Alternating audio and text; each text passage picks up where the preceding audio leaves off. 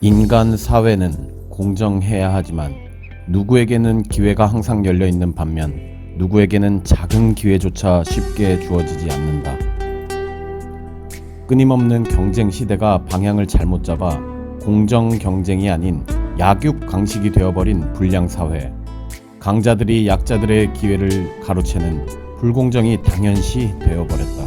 어느 뛰어났던 모 교수는 말했다. 약자들의 몸부림을 헛수고라며 현실을 진단했고 가재, 붕어, 개구리임을 인정하고 살라며 대안을 제시했다. 하지만 지금처럼 강자들만이 기회를 독차지하는 사회는 앞으로 대공황이 닥쳐와 점점 망국으로 수렴할 수밖에 없을 것이다. 노골적으로 말해서 강자들의 먹잇감인 약자들이 다 사라져버리면 결국 강자들도 굶어 죽게 될 게 아닌가.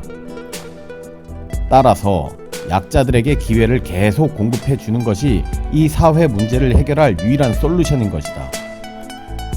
이렇게 강자와 약자가 어우러져 사회가 점점 건강하게 성장하는 것을 공정한 사회라고 부른다. 얼마 전부터 기본소득이 이슈가 되는 이유도 현 시대가 기회의 쏠림, 기회의 불평등으로 인해 사회 붕괴될 조짐이 보이기 때문이다. 자, 배우 아닙니다. 잘생긴 이 정치인 누굴까요?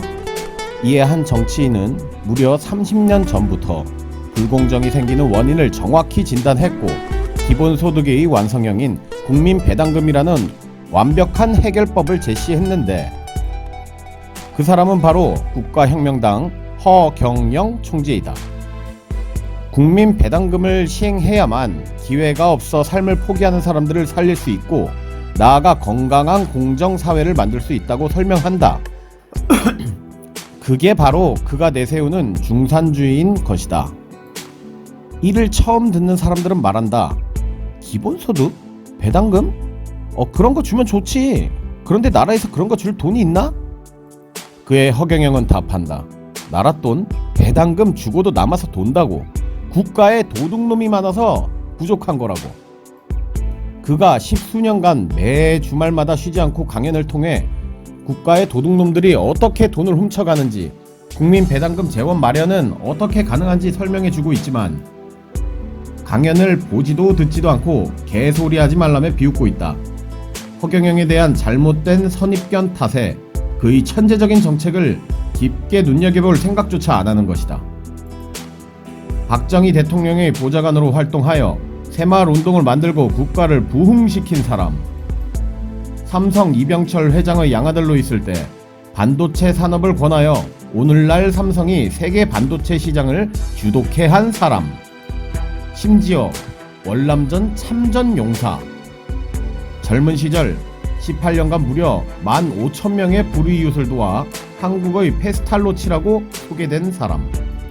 혼자 강연에서 1년에 소득세를 50억이나 내는 사람. 미국 대통령들이 VVIP로 초대하는 사람. 존 제임스, 마르코 루비오 보이시죠?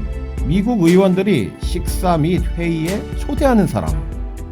이런 사람이 정말 사기꾼일까요? 사기꾼이 미국의 VVIP로 초대를 받을 수가 있나? 이보다 더 뛰어난 정치인이 대한민국에 있나요?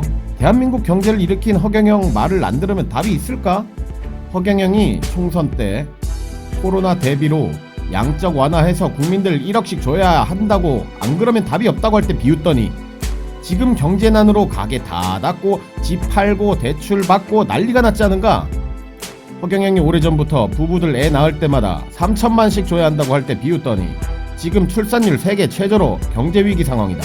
허경영이 오래전부터 국민배당금 150만원씩 매달 줘야 한다 할 때 비웃더니 지금 생계 어려움으로 자살하는 일가족이 급증하고 있다.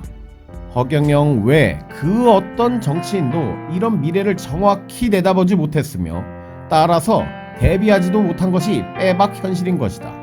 오직 허경영만이 올바른 대책을 외쳤지만 이 개같은 기득권 새끼들은 언론을 앞세워 가짜뉴스로 그를 죽이려 했고 지금도 그러고 있다.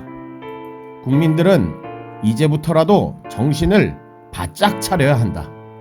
대체 누가 진짜 공정한 사회를 제시하는지, 대체 누가 국민과 국가를 위해 바른 말을 하는지 이번에 허경영이 서울시장 출마를 하는데 어떻게 국민들의 혈세를 70% 절약하고 배당금 재원을 만들어내는지 직접 보여주겠다고 한다. 심지어 무보수 시장으로서 말이다.